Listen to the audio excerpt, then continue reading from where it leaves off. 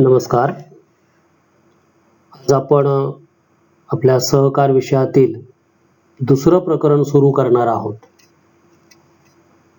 या दुसऱ्या प्रकरणाचं नाव आहे विविध व्यवसाय संघटन प्रकारांचा तुलनात्मक अभ्यास. या प्रकरणामध्ये आपण व्यवसाय म्हणजे काय किंवा व्यवसाय संघटन म्हणजे काय, व्यवसाय संघटनांचे प्रकार, वेगवेगळ्या व्यवसाय संघटनांचा अर्थ आणि व्याख्या, वेगवेगळ्या व्यवसाय संघटनांची वैशिष्ट्ये आणि या वेगवेगळ्या व्यवसाय संघटनांचा तुलनात्मक अभ्यास करणार आहोत. तर पहिल्यांदा आपण व्यवसाय संघटन म्हणजे काय ते बघू. व्यापार आणि व्यवसाय क्षेत्रामध्ये आपल्याला विविध व्यवसाय संघटन प्रकार आढळतात, दिसून येतात. अर्थात तुम्ही अजून लहान आहात, इयत्ता 11वीचे विद्यार्थी आहात, त्यामुळे तुम्हाला व्यवसाय संघटन प्रकार तसे माहिती नाही आहे. पण तुम्हाला एक गोष्ट माहिती आहे, तुमच्या गावामध्ये एक किराणा मालाची विक्री करणारा दुकानदार आहे, एखादा बेकरीवाला आहे, एखादा कापड दुकानदार आहे. तर अशा प्रकारचे व्यापारी तुमच्या आजूबाजूला आहेत. किंवा काहींनी त्याच्यापेक्षा मोठ्या प्रमाणात व्यवसाय करणारे शहरामध्ये जे व्यावसायिक आहेत तेही बघितलेले असतील. तर हे जे व्यवसाय आहेत, लहान मोठ्या प्रमाणात जे व्यवसाय चालतात, हे व्यवसाय हे वेगवेगळ्या संघटन प्रकारामध्ये असतात. ते संघटन प्रकार आपण नंतर बघणार आहोत. पण त्याआधी व्यवसाय म्हणजे काय किंवा व्यवसाय संघटन म्हणजे काय, कशाला म्हणायचं व्यवसाय, ते आधी समजून घेऊ. आपल्याला अनेक प्रकारच्या वस्तू लागतात. दैनंदिन जीवनामध्ये आपल्याला अन्न, वस्त्र, निवारा, शिक्षण, आरोग्य या आपल्या ज्या मूलभूत गरजा आहेत त्या भागवण्यासाठी विविध प्रकारच्या वस्तू आणि सेवांची आपल्याला गरज असते. आता आपल्याला तांदूळ, तूर डाळ, तेल, खाद्यतेल, साबण, चहा पावडर, साखर अशा जीवनावश्यक वस्तू लागतात. तर आपण आजारी पडलो की आपण डॉक्टरकडे जातो, त्याच्याकडून औषध घेतो, म्हणजे डॉक्टरची आपल्याला सेवेची गरज असते. आपल्याला आपल्या घरामध्ये लाईट हवा, वीज हवी, मग आपल्याला वीज कोण पुरवतं, तर महावितरण कंपनी जी आहे ती पुरवते. म्हणजे महावितरण कंपनीची आपल्याला विजेसाठी गरज आहे, महावितरण कंपनीची वीज आपण विकत घेतो, महावितरण कंपनी आपल्याला सेवा देते. काही लोकांना काही कारणास्तव वकिलाची गरज भासते, वकील त्यांना सल्ला देतो, सेवा देतो. तर या आपल्या समाजाला हव्या असणाऱ्या, तुम्हाला मला हव्या असणाऱ्या वस्तू आणि सेवांचा पुरवठा करणाऱ्या ज्या संस्था आहेत, म्हणजे वस्तू निर्माण करणं, ती साठवून ठेवणं आणि गरजेनुसार, आवश्यकतेनुसार तिच्या म्हणजे ग्राहकाला, त्या वस्तूचा जो ग्राहक आहे त्या ग्राहकाला ती पुरवणे, ती सेवा देणे, हे कार्य जे आहे, हे कार्य करणाऱ्या संस्था ज्या आहेत त्या संस्थांना म्हणायचं व्यवसाय संघटना. तर अगदी साध्या सोप्या शब्दामध्ये व्यवसाय संघटनेची व्याख्या आपण करू शकतो. अशा प्रकारे समाजाला विविध वस्तू आणि सेवांचा पुरवठा करणाऱ्या संस्थांना व्यवसाय संघटना असं म्हणतात. आज समाजामध्ये जे व्यवसाय संघटनांचे जे प्रकार आहेत हे सध्या तरी 4 आहेत. पहिला जो प्रकार आहे तो व्यक्तिगत व्यापारी, दुसरा प्रकार आहे तो भागीदारी संस्था, तिसरा प्रकार आहे तो संयुक्त भांडवली संस्था आणि चौथा जो प्रकार आहे तो सहकारी संस्था.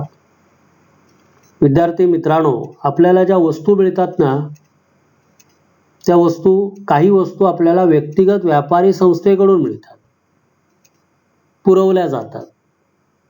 तर काही वस्तू किंवा सेवा या भागीदारी संस्थेकडून पुरवण्यात आलेल्या असतात. तर काही वस्तूंची निर्मिती ही संयुक्त भांडवली संस्थेनं केलेली असते आणि ती वस्तू आपल्याला पुरवलेली असते. म्हणजे कधी कधी काय होतं, वस्तू पुरवणारा जो असतो, वस्तू पुरवणारी व्यवसाय संस्था जी असते ही वेगळ्या प्रकारची असते आणि मुळात त्या वस्तूची निर्मिती ज्या व्यवसाय संघटनेने केली ती व्यवसाय संघटना वेगळी असते. म्हणजे निर्मिती एका व्यवसाय संघटनेकडून केली जाते, प्रोडक्शन एका व्यवसाय संघटनेकडून केलं जातं आणि तिचा पुरवठा जो आहे त्या वस्तूचा, हा पुरवठा म्हणजे अंतिम ग्राहकाला वस्तू जी पुरवली जाते ती एका व्यवसाय संघटनेकडून पुरवली जाते.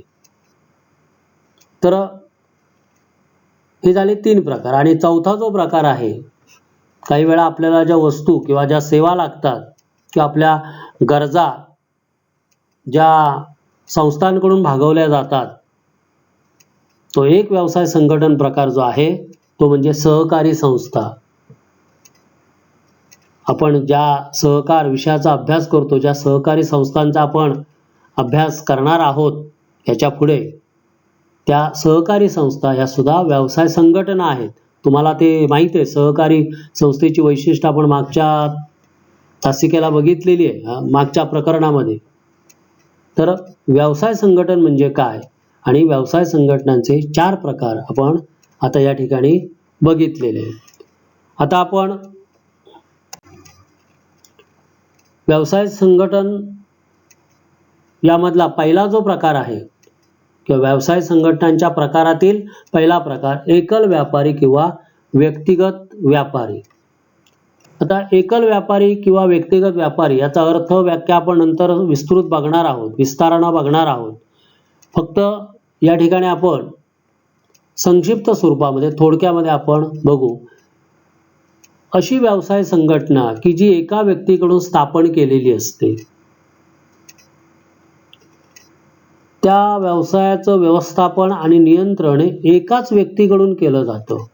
ज्यानं ती संस्था सुरू केलेली असते, ज्यानं तो व्यवसाय सुरू केलेला असतो, ती व्यवसाय संघटना सुरू केलेली असते, त्याच्याकडूनच त्या व्यवसायाचं व्यवस्थापन आणि नियंत्रण केलं जातं आणि व्यवसायातील नफा हा त्याच्याच म्हणजे त्या एकट्याच्याच मालकीचा असतो. तर अशा प्रकारची जी व्यवसाय संघटना तिला म्हणायचं एकल व्यापारी किंवा व्यक्तिगत व्यापारी संस्था. आता तुमच्या स्क्रीनवर चित्र दिसतंय, एका दुकानदाराचं चित्र आहे. कदाचित हा तुमच्या गावातील दुकानदार असेल किंवा एखाद्या शहरातील हा दुकानदार असेल.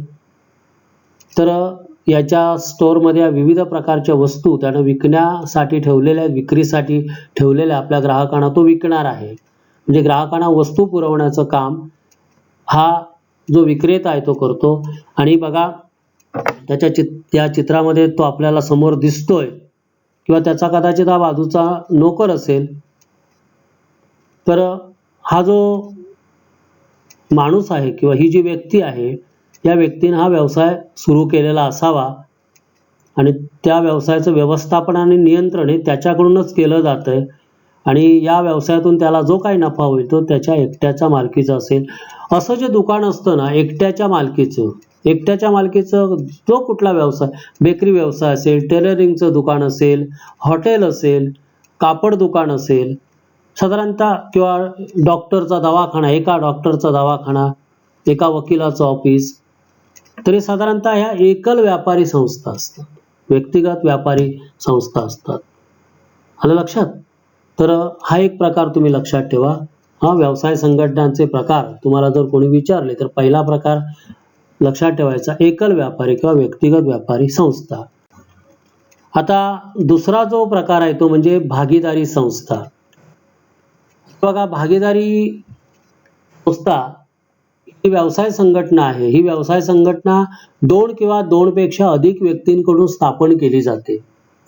म्हणजे व्यक्तिगत व्यापारी संस्था ही एका व्यक्तीकडून सुरू केली जाते, पण भागीदारी संस्था ही 2 किंवा 2 पेक्षा अधिक. एकल व्यापारी संस्था जो व्यवसाय करते तोच व्यवसाय भागीदारी संस्था सुद्धा करते. फक्त काय होतं, एकल व्यापाऱ्यानं सुरू केलेला व्यवसाय थोडा छोटा असतो. त्यांना आपल्याकडच्या कमी पैशामध्ये किंवा त्याच्याकडे जितका पैसा होता त्याच्या सहाय्याने त्यानं तो व्यवसाय केलेला असतो सुरू. पण भागीदारीमध्ये जरा अधिक मोठ्या प्रमाणामध्ये तोच व्यवसाय केला जातो. तर या व्यवसायाचं व्यवस्थापन सर्व भागीदारांच्याकडून केलं जातं आणि या व्यवसायातील नफा किंवा तोटा जो होतो तो सर्व भागीदारांचा असतो, किंवा नफा आणि तोटा भागीदारीमध्ये सर्व भागीदारांना वाटला जातो. अर्थात त्यांच्यामध्ये जो करार झालेला असेल त्या करारानुसार तो वाटला जात असतो. बघा, आता तुमच्या समोर जे चित्र आहे एक भागीदारी संस्था आहे, पार्टनरशिप फर्म आहे, आणि मला वाटतं हे सगळे जे 6 लोक आहेत हे एकत्र येऊन कुठला तरी एक व्यवसाय त्यांनी सुरू केलेला आहे आणि त्या संदर्भात त्यांची मीटिंग किंवा सभा जी आहे ती सभा या ठिकाणी चाललेली आहे असं एकंदरीत दिसतंय. तर एवढ्या लोकांनी हा व्यवसाय सुरू केलेला असेल. एकल व्यापारी संस्थेपेक्षा आकारानं मोठी संस्था असते. अधिक माहिती आपण नंतरच्या भागामध्ये घेणार आहोत. आता तिसरा जो व्यवसाय संघटनेचा प्रकार आहे तो म्हणजे संयुक्त भांडवली संस्था. संयुक्त भांडवली संस्था म्हणजे काय? 2013च्या कंपनी कायद्यानुसार स्थापन केली गेलेली संस्था, व्यवसाय संघटना की जी 2013च्या कंपनी कायद्यानुसार स्थापन केलेली आहे. म्हणजे तुमच्या लक्षात कदाचित आलं असेल, संयुक्त भांडवली संस्था म्हणजे कंपनी, त्याला दुसरं नाव आहे कंपनी. आता कंपन्या म्हटल्यानंतर तुमच्या डोळ्यासमोर अनेक कंपन्या आलेल्या असतील, टाटा कंपनी किंवा रिलायन्स इंडस्ट्री किंवा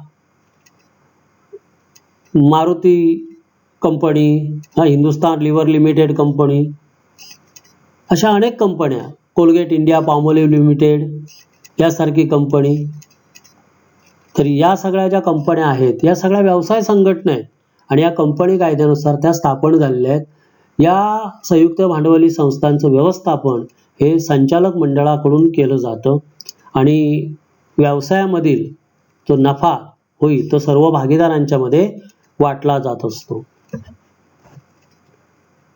हे तुमच्या समोर जे चित्र आलेलं आहे त्याच्यावरून तुमच्या लक्षात येईल हा कारखाना आहे आणि कारखाना सुरू करणं हे एखाद्या माणसाचं काम नाहीये.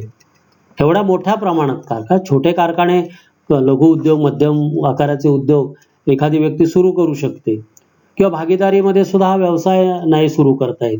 म्हणजे हा व्यवसाय सुरू करण्यासाठी प्रचंड मोठ्या प्रमाणात भांडवल लागतं, फार मोठ्या प्रमाणात भांडवल लागतं आणि फार मोठ्या प्रमाणात भांडवल गोळा करण्यासाठी अनेक लोकांना एकत्र यावं लागतं आणि मग ते कंपनीच्या माध्यमातून ते सगळे एकत्र येतात, ते कंपनी स्थापन करतात आणि ते जे लोक आहेत ते असा एखादा मोठा व्यवसाय सुरू करतात. तरी ही आहे संयुक्त भांडवली संस्था किंवा कंपनी. हा झाला व्यवसाय संघटनेचा तिसरा प्रकार. आता चौथा जो प्रकार आहे तो म्हणजे सहकारी संस्था. आता सहकारी संस्था म्हणजे काय, तुम्हाला मागच्या प्रकरणामध्ये म्हणजे पहिल्या प्रकरणामध्ये तुम्हाला सांगितलेलं आहे. महाराष्ट्र सहकारी संस्था कायदा 1960 नुसार स्थापन झालेली जी व्यवसाय संघटना तिला म्हणायचं सहकारी संस्था. अर्थात या व्यवसाय संघटनेचं जे व्यवस्थापन आहे ते संचालक मंडळाकडून केलं जातं. संस्थेला होणारा जो नफा आहे तो सर्व भागीदारांच्या मध्ये सहकारी कायद्यानुसार वाटला जात असतो. बघा, तुमच्या स्क्रीनवर मी मुद्दामून सिंधुदुर्ग जिल्हा मध्यवर्ती सहकारी बँक लिमिटेड सिंधुदुर्ग यांची जी इमारत आहे ती इमारत तुमच्या समोर आणलेली आहे. म्हणजे तुम्हाला ही इमारत दिसते आता तुमच्या स्क्रीनवर आहे.